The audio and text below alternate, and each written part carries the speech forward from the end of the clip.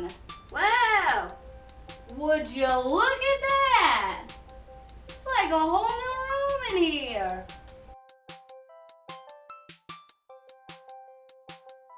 What's up, guys? Welcome back to my channel. My name is the Valpal, and today, now that my stupid neighbor has stopped using his leaf blower, okay, I can't hear it, good. I thought it'd be a fun idea to bring you guys some Pokemon conspiracy theories. I don't know if they're supposed to be called conspiracy theories or just theories in general, but who likes regular theories? It's all about the conspiracies. So, let me go ahead and get started. Pokemon conspiracy theory number 1. Ditto is actually a failed Mew clone. So people believe that Ditto, the little pink blob Pokemon, is actually a failed Mew clone and is part of the experiment where they took Mew and were going to genetically mutate it into Mewtwo.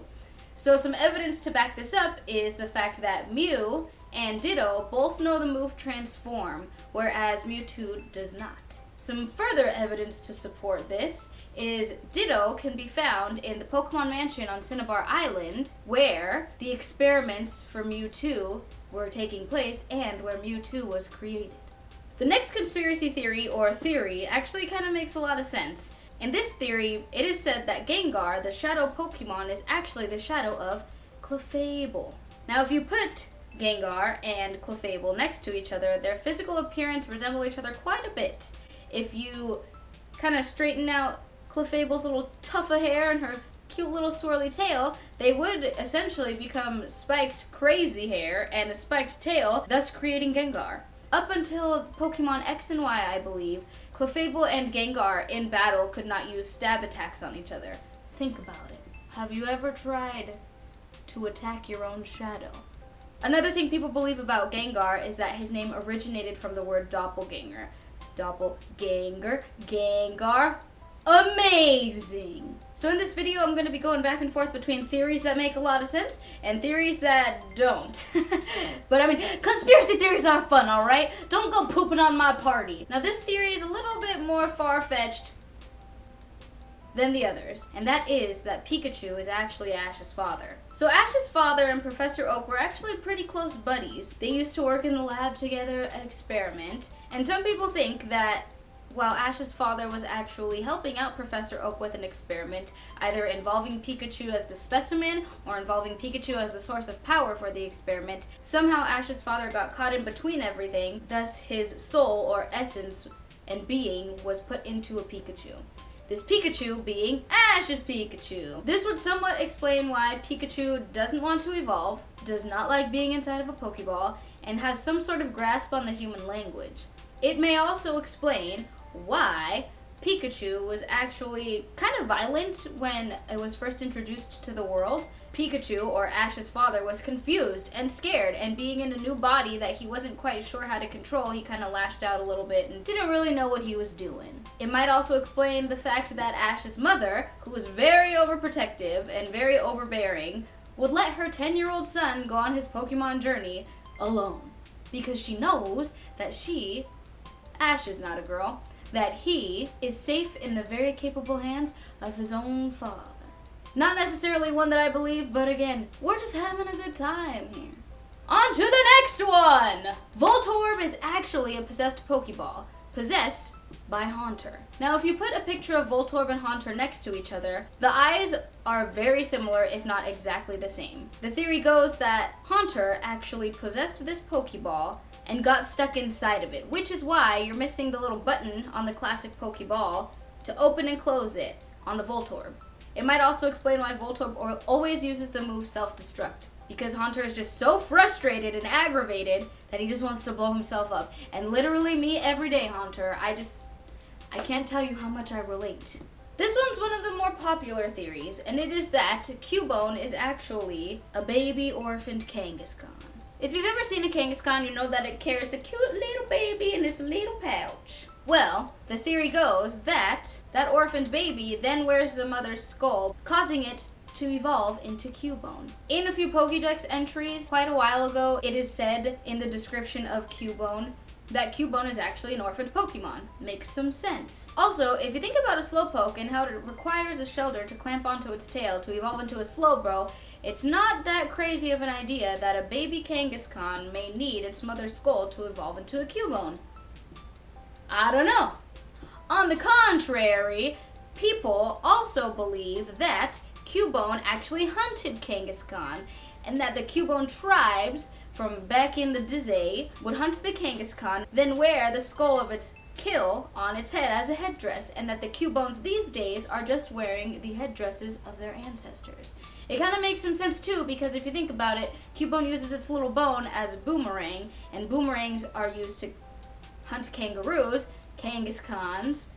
I don't know, just something to think about. There's evidence to support both. So if you've ever watched the show Pokemon, on one of the episodes, I believe the episode is called The Island of Giant Pokemon, correct me if I'm wrong. In that episode, you kind of get to dive into the mind of Pokemon, and you kind of get an idea of what they're thinking. You also get the idea that Ash's starters, Charmander, Squirtle, Bulbasaur, and Pikachu, all have some sort of friendship and relationship. They're not just Ash's Pokemon, they're homies. So after thinking about how they communicate to each other, and they probably have day-to-day conversations just like you and I do with our friends, maybe they one day decided that they didn't want to evolve. Reason being is they saw their friend Charmander evolve into Charmeleon and then into Charizard, and as he went through those stages, he became less obedient to Ash and also caused him physical harm. They probably were thinking that, hey, I don't really want that to end up being me. I love Ash, he's my trainer, he takes really good care of me. I think I'm gonna stay where I am, just so that the chance of that happening doesn't happen to me. On the contrary, again, in later episodes of the show Pokemon, Charizard actually warms up to Ash, and they create that bond again. So, I don't know. It just kind of makes you think a little, you know? Now, I think this theory makes a lot of sense. In some ways. I think it'd be really cool if this was true, and it'd be a sick backstory. This theory is that the legendary beasts, Entei, Raikou, and Suicune. I also never know if I'm ever saying those correctly. That those legendary beasts were actually evolved from Eevees. Now, you know that in order to evolve an Eevee, I believe only into Espeon and Umbreon, you need their happiness to be peaked. Well, when Ho-Oh resurrected these legendary beasts, he actually resurrected Eevees, and when you resurrect a Pokemon, the happiness through the roof, thus causing them to take shape and form of the elements around them. Rain and lightning and fire. Suicune, Raikou, and Entei. Of course, we already have Vaporeon, Jolteon, and Flareon, and the reason these may be different is because, again, their happiness was through the roof, and because Ho-Oh resurrected them. This huge, legendary, most powerful bird, causing them to be OP, or overpowered, Eeveelutions.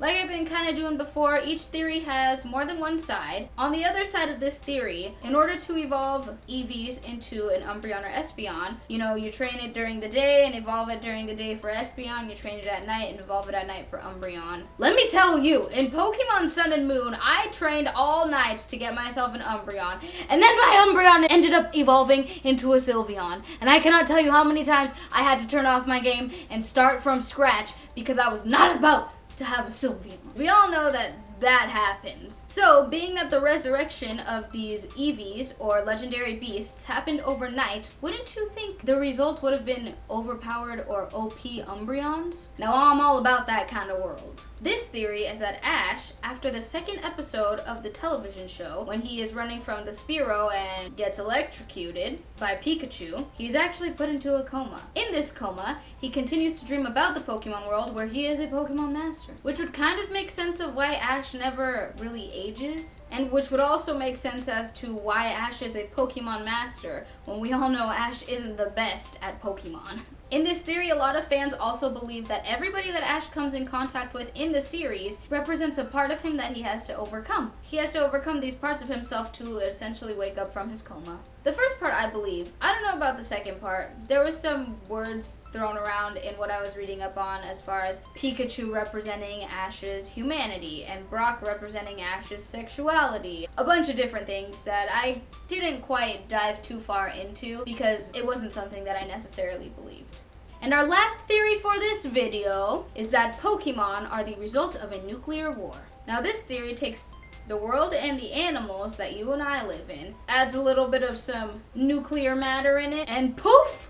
Pokemon were created. Yep, the animals that you and I have as pets or that you encounter in the wild, after a nuclear war, were exposed to too much nuclear matter and created these creatures. In an attempt to incorporate these creatures into our culture and day-to-day lives, we created catching Pokemon, training them, and battling them, or even keeping them as companions. This theory would kind of explain the lack of people in the Pokemon world, the lack of men, or middle-aged men in the Pokemon world, and the abundance of children, women, and the elderly. Most men were probably lost during this nuclear war, and it would also explain the lack of leisure activities found throughout these regions. The only things that are left are hospitals or Pokemon centers, gyms, but Pokemon gyms, and anything that is crucial to survival. Just something to get your mind thinking a little bit. That's it for this video today, guys. Let me know what you think. I personally think quite a few of these are plausible. I don't know if I just used that word right. I just looked it up. I did. My favorite ones that make the most sense have got to be that Voltorb is Haunter, Gengar is Cleffables' Shadow, and that Ditto is actually a failed experiment of a Mew. As far as the ones that were a little less believable or didn't make as much sense, I think my favorite was the one about the legendary beasts. Umbreon is one of my favorite Pokemon, and we all know Umbreon came from an Eevee, so I think that'd be really cool if that is how legendary beasts were created. If I had to pick a second favorite Pokemon, I'm not even gonna go there because this list would go on forever, actually. Never mind. But Suicune is definitely up there, so I think that's why I like that one so much. Let me know down below what your thoughts are, and if you have any other theories that you would like me to dive into. If you like this one, let me know. Give it a thumbs up. Challenge my theories with other theories. I'm thinking about making other videos about different Nintendo games. For example, Animal Crossing, maybe even some Mario games in there. I'll make some Zelda ones. I just thought I'd switch things up a little bit on my channel. There's been a lot of gameplay lately. Don't get me wrong, I'm having a good old time with it, but I wanted to throw something different in the mix. Hopefully I'll see you guys soon. Until next time, peace out! Jeez, it's so hot! Oh good, your leaf blower is done. I can open my window now, you psycho.